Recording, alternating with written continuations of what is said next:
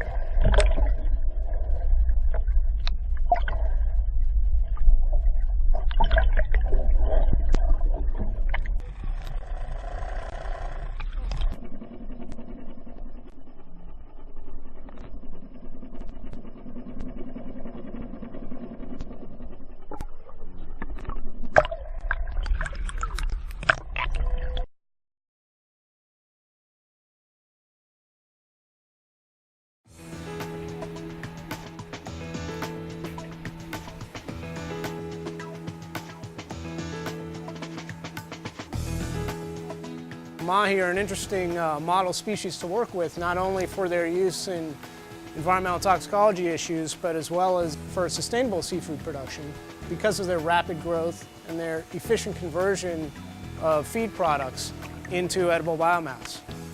These are being cultured here as part of the Recover Consortium work that's funded by the Gulf of Mexico Research Initiative, or GOMRI, and that's focused on looking at the impacts of the Deepwater Horizon oil spill and the recovery potential for these species following that oil spill event back in 2010. The mahi fishery worldwide is fairly robust. In other words, they're not threatened in any means. There are some sustainable methods to capture mahi, hook and line. There are also unsustainable methods.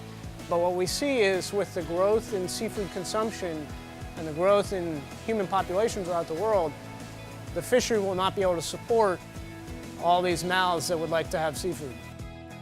And these are about 90 to 100 days old here in this tank. Because of their rapid growth, you can have multiple growth cycles per year.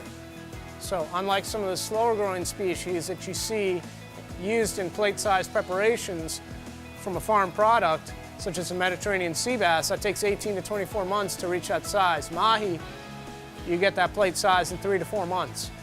So mahi are one of the most challenging species, marine finfish species, to raise in captivity. They're very cannibalistic at multiple life stages. It's really survival of the fittest. So the same thing that happens in the wild happens here in a tank-based setting where the strongest survive. So we introduce a directional current which helps remove waste from the tank. It also keeps them busy swimming, and if they're busy swimming, they're not as busy eating each other. The methods and techniques to take it to a commercial scale are still in development. So we're trying to answer some of those questions and address some of those challenges that remain, and that's what we're focused on here at the University of Miami Experimental Hatchery.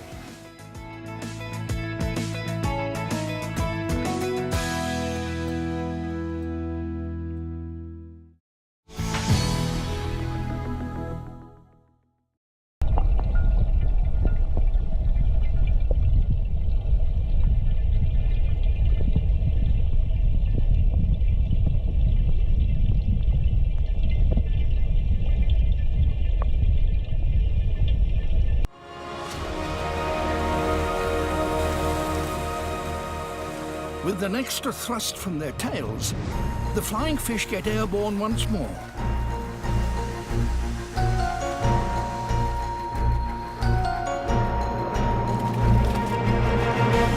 With a good wind, they can glide for hundreds of meters.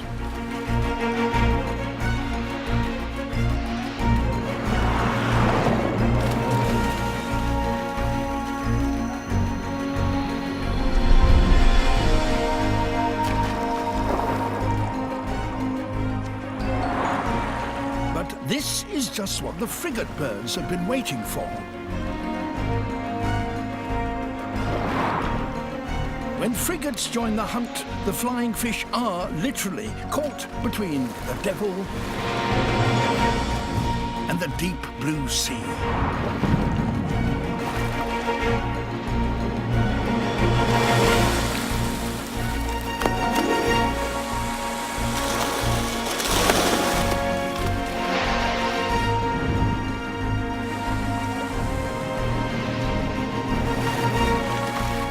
If the flying fish get too much lift, they become easy prey for the frigates.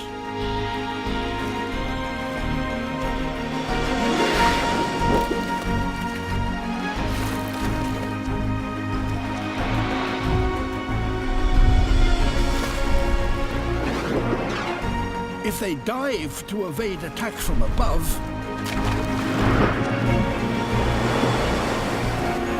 they could fall into the mouths of the Dorado.